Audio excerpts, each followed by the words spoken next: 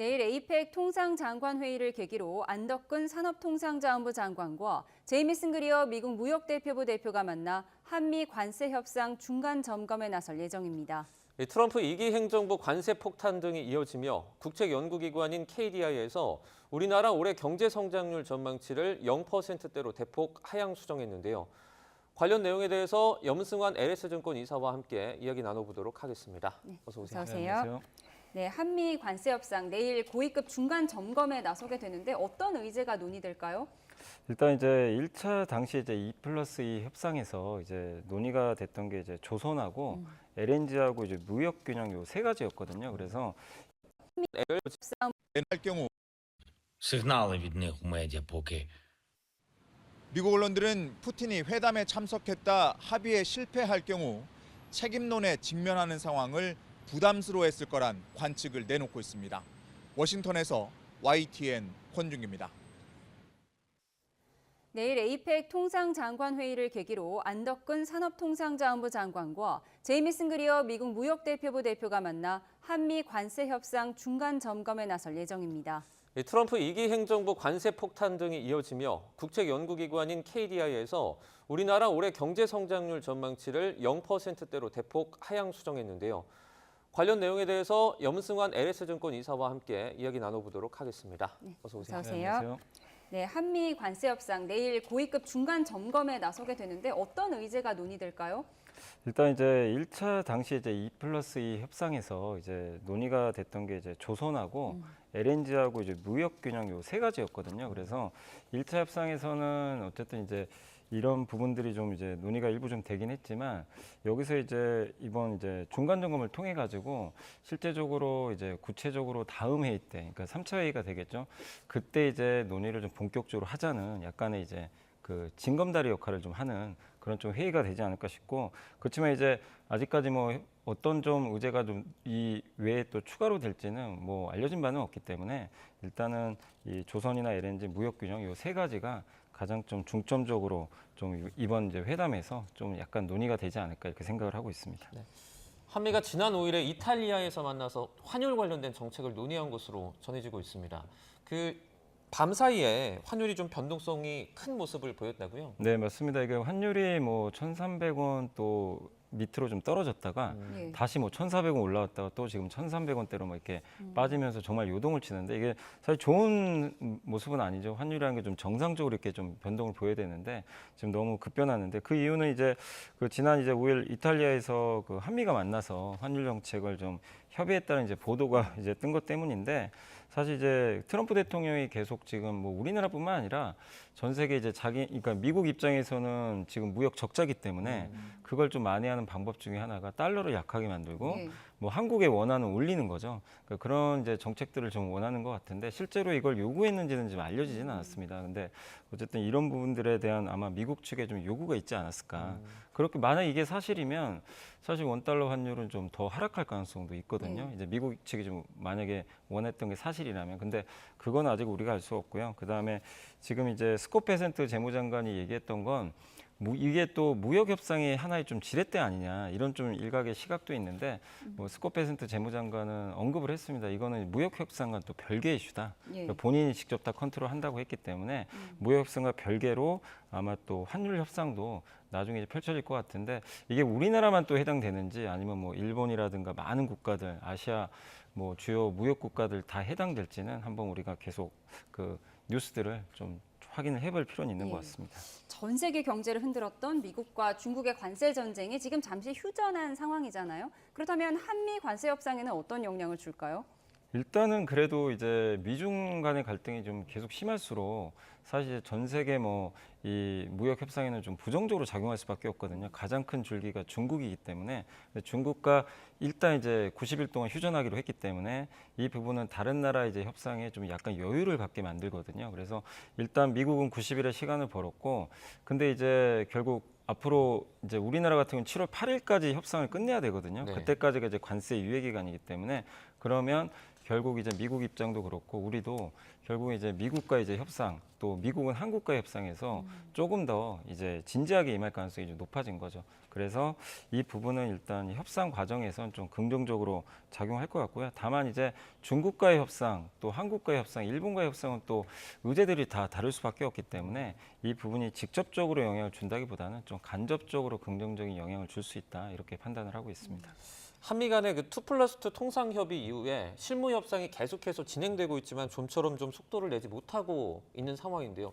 우리나라의 대응은 좀 어떻게 하는 게 좋을까요? 근데 이제 우리 한국은 지금 아직 대선 전이잖아요. 네. 그러니까 사실 대선이 끝나야 또 대통령이 이제 선출이 돼서 또 조금 더 적극적인 좀 협상에 나설 수 있기 때문에 제 생각엔 물론 이제 7월 8일이니까 시간이 많지는 않지만 네. 그렇다고 또 너무 급하게 할 필요는 없거든요. 그리고 그 일본과의 협상도 좀 남아 있기 때문에 가장 먼저 끝낸 게 지금 영국이잖아요. 영국과 협상에서는 이제 10% 보편 관세가 결정이 됐는데 결국 그 영국은 가장 이제 어떻게 보면 그 미국의 우방 국가라 흔히 이제 증권가에서는 좀 가장 순한 맛이다. 그러니까 가장 협상이 좀 잘 될 수밖에 없었고 빨리 끝났고 근데 결국에 이제 남은 국가들이 얼마나 이제 빠른 속도로 할지는 결국 이제 의제들이 좀 다르기 때문에 좀 지켜봐야 된다는 입장이고 우리 입장에서는 결국 일본이 좀 먼저 이 협상 결과를 좀 내주는 게 가장 좋거든요. 네. 그걸 보고 우리가 좀 뭔가 또 뒤따라서 약간 이제 따라서 할 수가 있기 때문에 그래서 저는 아직은 좀 시간이 남아 있기 때문에 대선도 있기 때문에 너무 급하게 우리가 이렇게 뭐 이 부분에 대해서 그 성과를 낼 필요는 저는 아직은 없다라고 좀 생각을 하고 네. 있습니다. 어려운 협상에서 어디서든 희망의 시그널을 찾고 싶은 게 이제 우리의 마음인데 정용진 신세계그룹 회장이 중동 순방 중인 트럼프 대통령을 만났다고 하더라고요. 아시아 기업인 가운데 유일하게 그 만찬에 초대받았다고 하는데 어떤 가교 역할을 할 수 있을까요? 충분히 저는 할 수 있다고 생각하는 게 이제 저번에도 트럼프 장남이 또 한국에 와서 네. 수많은 이제 우리나라 이제 재벌그룹 총수들을 또 만나고 갔는데 그 역할을 했던 사람이 또 정용진 회장이기 때문에 당연히 충분히 좀 역할을 할 것 같고 또 트럼프 장남도 지금 어쨌든 적극적으로 트럼프 대통령한테 이제 의사를 좀 표현하는 걸로 좀 알려져 있기 때문에 우리의 입장을 좀 잘 대변해 줄 수 있을 것 같아요. 그러니까 공식적인 뭐 루트는 아닐 수도 있지만 비공식적으로 뭐 이번에도 어쨌든 또 트럼프 순방길에 같이 동행했다는 건 우리나라 정부 입장에서는 또 뭔가 전달할 의사를 정용진 이 회장을 통해서 충분히 전달할 수 있거든요. 그래서 그런 역할 측면에선 상당히 좀 의미 있는 같은 좀 순방이 아닌가 저는 그렇게 생각을 하고 있습니다. 미중 협상 얘기를 조금 더 해보겠습니다. 그 미중 협상 때 마주 앉았던 리청강 중국 상무부 부부장과 그리고 제이미슨 그리어 미국 무역대표부 대표의 어떤 추가적인 회담도 좀 기대를 하고 계십니까? 일단 이제 추가 회담은 뭐 당연히 할 수밖에 없고요. 일단 지금 우리가 이제 생각해야 될 거는 미국과 중국이 전쟁이 끝난 건 아니거든요. 그러니까 어쨌든 무역 관세를 인하한 건데 사실 중국에 대한 관세가 이번에 30% 낮아졌지만 네. 트럼프 일기 때 그때 관세가 19%예요. 그거 더하면 49%예요. 여전히 높습니다, 사실은. 그렇기 때문에 이걸 더 낮출 필요가 있는데 그러려면 더 많은 협상이 필요하기 때문에 할 텐데 아까도 말씀드렸지만 중국의 시간과 다른 나라의 시간이 좀 다른 게 우리나라 같은 경우 이제 7월 8일까지 결정을 해야 되는데 네. 대부분 국가는 7월 8일이 다 이제 마지노선이거든요. 근데 중국은 8월까지예요. 그러니까 이제 중국은 조금 여기서는 후순위로 좀 밀려날 가능성이 예. 있는 거죠. 그래서 다른 나라 뭐 일본이나 한국과의 협상을 먼저 좀 끝내놓고 그 다음에 아마 좀 본격적으로 그 남은 기간 동안 중국과 좀 속도를 내지 않을까. 그래서 아마 후속 회담은 있겠지만 지금 당장보다는 조금 시간은 좀 늦어지지 않을까 이렇게 생각을 하고 있습니다. 예, 네. 대내외적으로 복잡하고 좀 어려운 상황인데 한국개발연구원이 우리 한국 경제가 0%대 성장에 머물 것이다 이런 전망이 나와서 좀 걱정이 되는 상황입니다. 과거에 이런 적이 있었나요? 과거에도 있긴 있었죠. 이게 0%의 성장률은 아주 드문 경우인데 과거에도 한 4번 정도 있긴 있었거든요. 예. 근데 지금 우리나라 같은 경우 지금 또다시 0%대 이제 성장률까지 이제 추락할 정도로 상당히 좀 어려운 상황인 게 네. 결국 지금 내수가 안 좋은 건 많이들 알고 계실 거예요. 근데 그나마 버팀목이 수출이거든요. 근데 이제 무역 전쟁이 펼쳐지다 보니까 우리나라 수출도 지금 4월 달에 좀 줄어드는 결과가 좀 나왔고 이제 근데 또 더 문제가 좀 반도체는 그래도 좀 버텨져요. 한국에서 그나마 반도체 수출이 잘 돼서 이 정도지 네. 반도체 외에는 지금 굉장히 수출이 좀 고전을 면치 못하고 있거든요. 그래서 아마 그런 요인들 때문에 이제 성장률 전망치를 낮춘 걸로 좀 알고 있고 또 한국의 지금 뭐 KDI뿐만 아니라 미국의 골드만삭스나 뱅크 오브 아메리카 같은 데는 이미 지난달에 벌써 그 0.한 우리나라 성장률이 8%까지 떨어질 걸로 0%대 성장률을 이미 예고를 해놨고 그 이창용 총재도 더 떨어질 것 같다 이렇게 언급을 하셨죠. 그렇기 때문에 한국의 저성장은 좀 불가피한 상황인데 이걸 결국 이제 극복을 하기 위해선 여러 이제 부분에서 뭐 무역 협상도 잘 돼야 되겠고 내수 부양도 좀 반드시 필요한데 그게 당장에 뭐 그 지금 뭐 부양을 지금 당장 하거나 또 무역 협상이 당장 끝날 문제는 아니기 때문에 좀 시간이 걸릴 수밖에 없다는 거 그런 부분들은 좀 염두에 두시면 좋겠고 그리고 경제 전망에서 이제 가장 좀 우리나라가 지금 안 좋은 것 중에 하나가 또 건설 지출 같아요. 네. 건설이 차지하는 그 고용 유발 효과라든가 GDP에 차지하는 비중이 좀 꽤 높은 편인데 이게 건설 지출이 계속 감소하고 있거든요. 근데 여기 또 고용도 안 되고 있잖아요, 제대로. 그래서 이런 것들이 좀 빨리 좀 오히려 선순환 구조로 좀 바뀌어야 되는데 역시나 좀 시간이 필요하다는 게 좀 아쉬운 부분인 것 같습니다. 그 경제 성장률 0%대라는 게 이제 뭐 저성장이라고 볼 수도 있겠지만 물가 같은 거 고려했을 때 거의 뭐 약간 역성장이다 이렇게 볼 수도 있을 것 같거든요. 네. 좀 많이 심각한 상황은 아닙니까? 그러니까 적어도 사실 물가 상승률 이상의 성장을 해줘야 되거든요. 그러니까 보통 이제 우리가 물가 상승률이 한 2% 정도 되니까 네. 이 정도 성장은 사실 나와야 되니까 2% 이상의 성장은 반드시 필요해요. 근데 그 정도 성장을 못 한다는 거는 우리가 지금 뭔가 문제가 있다는 거죠. 근데 이런 0%대 성장률이 고착화되면 뭐 잘 아시겠지만 일본의 사례가 있잖아요. 네. 일본이 계속 0%대 성장을 하고 심지어 역성장을 하면서 물가가 계속 침체되고 결국 임금도 계속 내려가고 그러니까 나라 전체가 일본이라는 나라가 아예 그냥 성장을 못하는 그런 상황으로 간 것처럼 우리도 그러지 말란 법은 없거든요. 그래서 이 0%대 성장을 반드시 한 2%까지 좀 올릴 수 있는 그런 정책들도 필요한데 다만 아까 KDI의 이제 전망처럼 그 상반기는 0.3% 정도 이제 성장인데 하반기는 그래도 1% 이상 성장을 좀 예상을 하더라고요. 그래서 하반기가 조금 나아질 수 있기 때문에 그 시간이 갈수록 조금 좀 개선되지 않을까라고 네. 생각은 하고 있습니다. 말씀하신 것처럼 개선이 돼야 할 텐데 지금 낮은 성장률과의 연결되는 부분이겠지만 제조업 취업자 수가 6년 2개월 만에 최대폭으로 감소했다고 합니다. 이게 코로나 팬데믹 수준으로 악화한 거라고 하던데요. 어떤 요인이라고 볼 수 있을까요? 그러니까 이게 취업자 수 감소한 것 중에 제일 큰 게 제조업이에요. 그러니까 우리나라에선 제일 중요한 산업 중에 하나가 제조업인데 결국 12만 4천 명 정도 줄었는데 전달에도 11만 한 2천 명 줄었거든요. 그러니까 이제 계속 이제 감소폭이 오히려 커지고 있고 2019년 2월 15만 1,000명 이제 감소한 이후로 가장 크게 지금 감소를 했다고 합니다. 결국 이 모든 거는 지금 수출에 대한 좀 약간 이제 문제가 생긴 건데 이 미중 무역 전쟁도 있고 우리나라에 대한 관세부가 이런 불확실성들이 좀 계속 이어지다 보니까 제조업 일자리가 좀 늘기 어려운 상황이고 근데 반도체는 사실 좀 괜찮다고 말씀드렸지만 반도체는 고용 유발 효과가 좀 그렇게 큰 산업은 아니에요. 사실 자동차 같은 산업들이 좀 또 잘 돼야 고용에는 더 긍정적인데 뭐 우리나라에 대한 자동차에 대한 관세는 지금 25% 부과가 된 상황이거든요. 그래서 결국에 이런 것들을 좀 타개하기 위한 가장 좋은 건 미중 무역 협상이 좀 그러니까 우리나라와 그 중국과 그러니까 미국과의 협상이 좀 잘 돼서 관세율을 좀 최대한 좀 낮추는 그런 부분들이 나온다면 하반기엔 좀 고용이 좀 그래도 좀 살아나지 않을까 이렇게 전망을 하고 있습니다. 네.